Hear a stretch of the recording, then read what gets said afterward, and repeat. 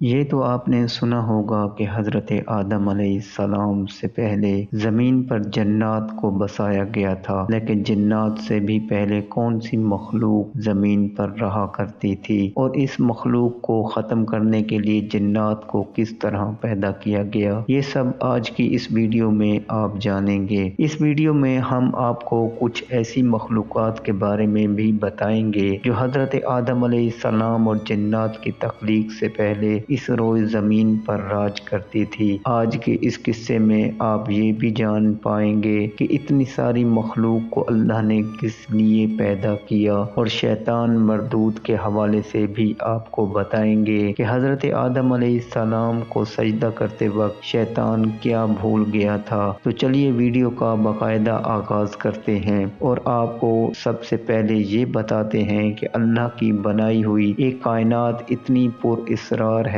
کہ اس میں ہزاروں لاکھوں عجائبات پوشیدہ ہیں جن کا عقل انسانی احاطہ نہیں کر سکتی۔ تو اللہ نے انسانوں اور جنات کی تخلیق سے پہلے ایسی کئی ساری مخلوقات کو اس زمین پر آباد کیا جو عجیب الخلقت تھی۔ ان مخلوقات کی شکل و صورت ایسی خوفناک تھی کہ کوئی بھی انسان ان کو دیکھنے کی طاقت نہیں رکھتا تھا۔ جیسا کہ آج کی سائنسی تحقیق کے مطابق اس کائنات کو بنے ہوئے 13.7 ارب سال گزر چکے ہیں، اور زمین کو وجود میں آئے 4.54 ارب سال ہو چکے ہیں۔ اللہ نے اس روئے زمین کو پیدا فرمانے کے بعد بہت ساری عجیب الخلقت اور خوفناک مخلوق کو اس روئے زمین پر آباد کیا۔ یہ تمام تر مخلوقات اپنے اپنے وقت کے ساتھ ہی اپنی زندگی گزار کر اس روئے زمین سے ختم ہوتی چلی گئیں۔ پھر ایک کے بعد ایک مخلوقات زمین پر آباد ہوتی چلی گئیں، یہاں تک کہ اللہ تعالیٰ نے جنات اور انسانوں کو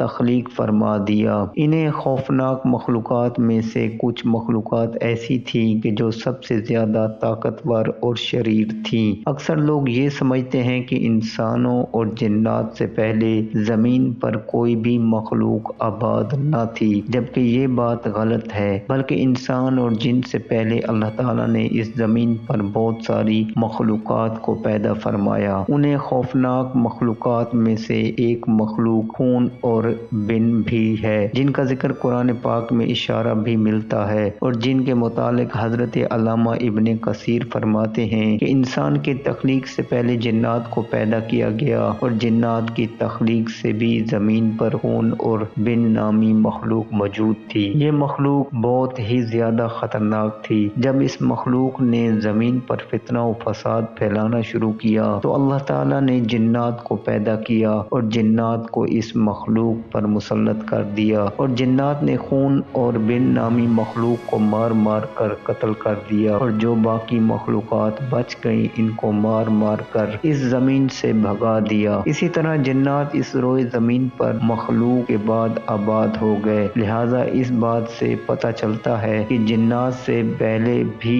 اس روئے زمین پر بہت ساری مخلوقات آباد تھیں، جیسا کہ اس بات کی طرف اشارہ کرتے ہوئے اللہ قرآن پاک میں ارشاد فرماتا ہے، اور میں زمین کے اندر اپنا نائب یعنی خلیفہ بنانے والا ہوں۔ تو فرشتوں نے اللہ کریم سے کہا کہ اس روئے زمین پر ایسی مخلوق کو خلیفہ بنانے والا ہے جو اس زمین پر فتنہ و فساد کرے گی اور قتل و غارت کرے گی۔ فرشتوں نے اللہ کے حضور یہ بات اس لیے کہی کیونکہ فرشتے اس سے پہلے زمین کے اندر فتنہ و فساد دیکھ رہے تھے کہ کس طرح گزشتہ مخلوق نے زمین کے اندر فتنہ و فساد پھیلایا، اور جنات نے آ کر ان کو قتل کر دیا۔ لہٰذا اسی وجہ سے فرشتوں نے اللہ کے حضور عرض کی کہ یا رب العالمین، اب تو ایسی مخلوق کو خلیفہ بنانے والا ہے جو اس کے بعد آ کر یہی سب کچھ کرے گی، یعنی فتنہ و فساد اور قتل و غارت کرے گی۔ لہٰذا قرآن پاک کی یہ آیت بھی اس بات کی طرف اشارہ کرتی ہے کہ اس روئے زمین پر انسانوں اور جنات سے پہلے بھی مخلوقات موجود تھیں۔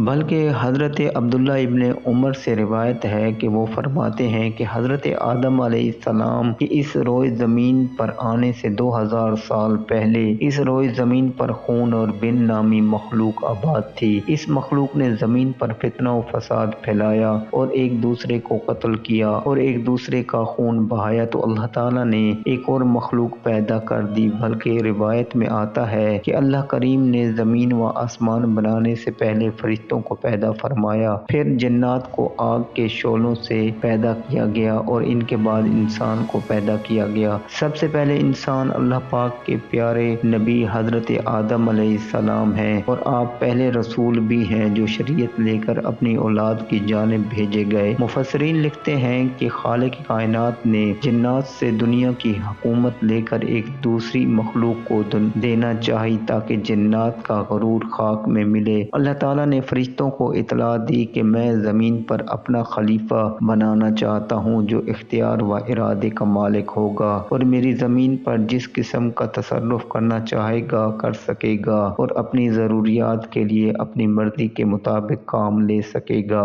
گویا وہ میری قدرت اور میرے تصرف و اختیار کا مظہر ہوگا۔ فرشتوں نے جب یہ سنا تو حیرت میں رہ گئے اور اللہ کے حضور بطور سوال عرض کیا کہ اے خدائے بے نیاز، کیا آپ ایسے کو پیدا کرنا چاہتے ہیں جو زمین کو فساد اور خون ریزی سے بھر دے گا؟ یعنی فرشتوں نے اس نئی مخلوق کو جنات پر قیاس کیا اور وہ یہ سمجھے کہ نئی مخلوق بھی جنات کی طرح بے حد سرکش اور نافرمان ہوگی۔ وہ بولے کہ ہم جماعت ملائکہ آپ کی تسبیح و تہلیل کے لیے کافی ہیں۔ اللہ تعالیٰ نے جواب دیا کہ آدم کے پیدا کرنے میں جو حکمتیں ہیں تم ان سے واقف نہیں، بلکہ ہم ہی خوب جانتے ہیں۔ حضرت آدم علیہ السلام دنیا کے پہلے انسان تھے۔ سورہ بقرہ میں اللہ تعالیٰ نے اس بارے میں آیات نازل کی ہیں۔ یہاں یہ بات قابل ذکر ہے کہ انسانوں میں بھی نافرمانی اور ظلم کا مادہ ہے، لیکن یاد رہے وہ جنات کے مقابلے میں کم ہے۔ یوں سمجھنا چاہیے کہ انسان ایک ایسی مخلوق ہے جو فرشتوں اور جنات کے بیچ کے معتدل مخلوق ہے۔ جنات کئی سالوں تک اللہ کی عبادت کرتے رہے اور اس کی فرما برداری میں زندگی گزارتے رہے، لیکن جنات وقت کے ساتھ ساتھ اللہ کی نافرمانی کرنے لگے اور قتل و غارت اور فسادات کرنے لگے۔ اللہ نے ان کی طرف آسمان سے ایک فرشتے کو بھیجا جس کا نام یوسف تھا۔ اس فرشتے نے جنات کو اللہ کی فرما برداری کرنے کا حکم دیا، لیکن جنات نے اس فرشتے کی کوئی بات نہ سنی، تو اللہ تعالیٰ نے آسمان سے فرشتوں کے لشکر کو نیچے بھیجا۔ اس وقت فرشتوں اور جنات کے درمیان ایک زبردست جنگ ہوئی۔ جنگ کے اندر کئی جنات مارے گئے اور بالآخر فرشتے جنات پر غالب آ گئے اور فرشتوں نے جنات کو مار مار کر سمندروں اور جزیروں کے اندر قید کر دیا۔ ناظرین، کہا جاتا ہے کہ اس وقت جنات اس روئے زمین پر تقریباً 1000 سال تک آباد رہے، اور اگر بعض تاریخی کتابوں کا مطالعہ کیا جائے تو ان کے اندر کئی ساری ایسی مخلوقات کا ذکر ملتا ہے جو مخلوقات انسانوں اور جنات سے پہلے اس روئے زمین پر آباد تھیں۔ ان مخلوقات کی صورتیں عجیب و غریب تھیں۔ اس روئے زمین پر اللہ تبارک و تعالیٰ نے ایک ایسی مخلوق کو پیدا فرمایا کہ جس کا جسم شیر کی طرح اور منہ ایک پرندے کی طرح، اور اس مخلوق کے لمبے لمبے بال اور اس کی دم بھی تھی۔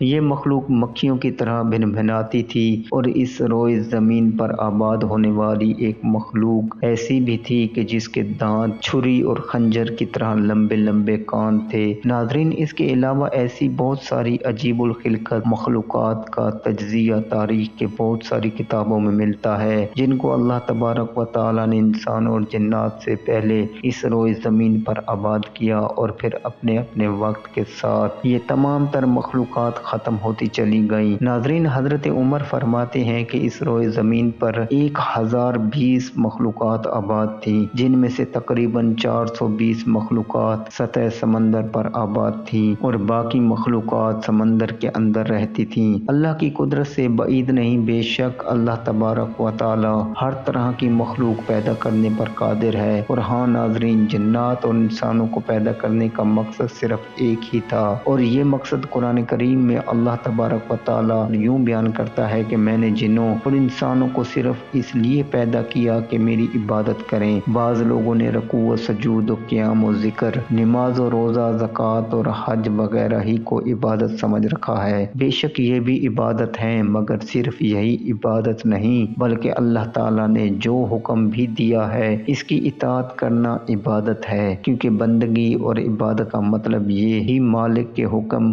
بلکہ اشارے پر چلنا ہے۔ جو مالک کا حکم نہ مانے وہ غلام کیسا، اور جو اپنے رب کے حکم پر نہ چلے وہ عبد کیسا۔ جو شخص مسجد میں تو نماز پڑھتا ہے مگر گھر اور بازار میں اپنی مرضی پر چلتا ہے، وہ نہ رب کا بندہ اور نہ اس کا عبد۔ ہاں اگر وہ ہر کام میں اس کے حکم پر چلتا ہے تو اس کا ہر کام عبادت ہے، حتیٰ کہ نماز ہی نہیں، اس کا کھانا پینا سونا اور بیوی سے صحبت کی عبادت ہے، کیونکہ رب کے حکم پر عمل کرتے ہوئے اس نے مالک کے منع کیے ہوئے حرام سے اجتناب کیا اور اپنی خواہش پوری کی تو اپنے مالک کے حکم پر چلتے ہوئے پوری کی۔ یہی بندگی اور یہی عبادت ہے۔ یہاں ایک سوال پیدا ہوتا ہے کہ اللہ جس طرح انسانوں اور جنوں کا خالق ہے اسی طرح باقی تمام مخلوقات کا بھی خالق ہے، تو پھر اگر خالق ہونے کی وجہ سے اسے حق پہنچتا ہے کہ وہ اپنی مخلوق کے لیے کوئی مقصد زندگی متعین کرے، تو پھر اس میں جنوں اور انسانوں کی تخصیص کیوں؟ کیونکہ مخلوق ہونے میں تو تمام مخلوقات برابر ہیں۔ اس کا جواب یہ ہے کہ بلا شبہ مخلوق ہونے میں تو تمام مخلوقات برابر ہیں، لیکن ایک صلاحیت ایسی ہے جو صرف جنوں اور انسانوں کو عطا کی گئی ہے، باقی مخلوقات کو نہیں۔ وہ صلاحیت یہ ہے کہ جنوں اور انسانوں کو یہ اختیار بخشا گیا ہے کہ وہ اگر چاہیں تو اللہ تعالیٰ کی بندگی کریں اور اگر نہ چاہیں تو انہیں نافرمانی کا اختیار بھی حاصل ہے۔ وہ اللہ کی بندگی سے منہ موڑ کر دوسروں کی بندگی بھی کر سکتے ہیں، لیکن باقی جتنی مخلوقات ہیں انہیں اسی طرح کی کوئی آزادی حاصل نہیں ہے۔ وہ تکوینی طور پر اللہ تبارک و تعالیٰ کے احکام کی پابندی ہے اور ان کی زندگی کا راز ان احکام کی تعمیل میں ہے، لیکن اس کے برعکس جنوں اور انسانوں کے لیے ایک شریعت نازل کی گئی ہے جس کی پابندی اللہ تعالیٰ کی بندگی ہے۔ اس بندگی کو کرنے یا اسے نظر انداز کرنے کا انہیں اختیار حاصل ہے۔ دنیا میں اس حوالے سے ان کے مواخذہ نہیں ہوگا،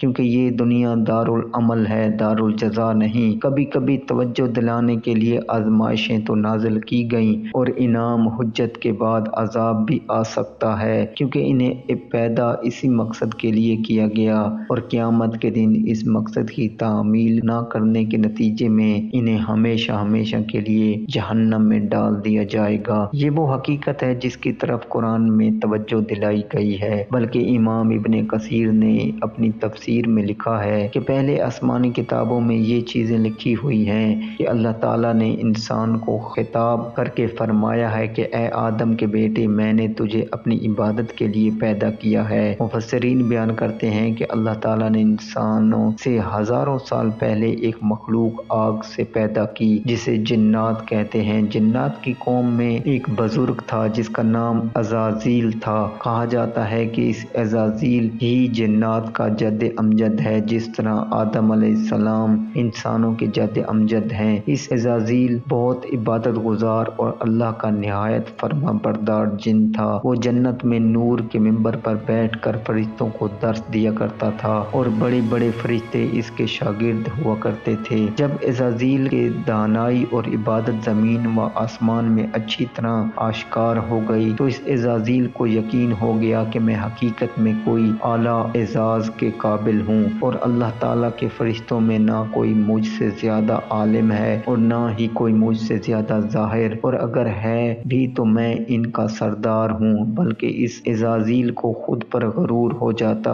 پھر جب اللہ تعالیٰ نے فرشتوں کو حکم دیا کہ آدم علیہ السلام کے سامنے سجدہ کرو تو تمام فرشتوں نے آدم علیہ السلام کو سجدہ کیا مگر اس عزازیل جس کا لقب آج سے ابلیس ہوتا ہے، اس نے سجدہ نہیں کیا۔ مفسرین نے لکھا ہے کہ جب فرشتوں نے حضرت آدم علیہ السلام کو سجدہ کیا تو پورے 100 برس تک تمام ملائکہ سجدے میں پڑے رہے۔ پھر جب انہوں نے سجدے سے سر اٹھایا تو دیکھا کہ عزازیل یعنی ابلیس حضرت آدم علیہ السلام سے منہ موڑ کر کھڑا ہے اور اس کا سارا منہ سیاہ ہو رہا ہے جو آج سے پہلے نہایت خوبصورت تھا۔ اس واقعے سے یہ ثابت ہوا کہ مٹی کے اندر عاجزی کی صفت ہے جو اللہ تعالیٰ کو بہت پسند ہے، جبکہ آگ کے اندر بلندی اور بڑائی کی صفت ہے جو اللہ تعالیٰ کو پسند نہیں۔ بہرحال شیطان کا چونکہ غرور و تکبر میں تھا، اس لیے اللہ تعالیٰ نے اس پر واضح کر دیا کہ تکبر نے تجھ کو اس قدر اندھا کر دیا ہے کہ تو اپنی خالق کے حقوق و احترام سے بھی منکر ہو گیا، مجھ کو ظالم قرار دیا اور یہ مجھ کو ظالم عالم قرار دیا اور یہ نہ سمجھا کہ تیری جہالت نے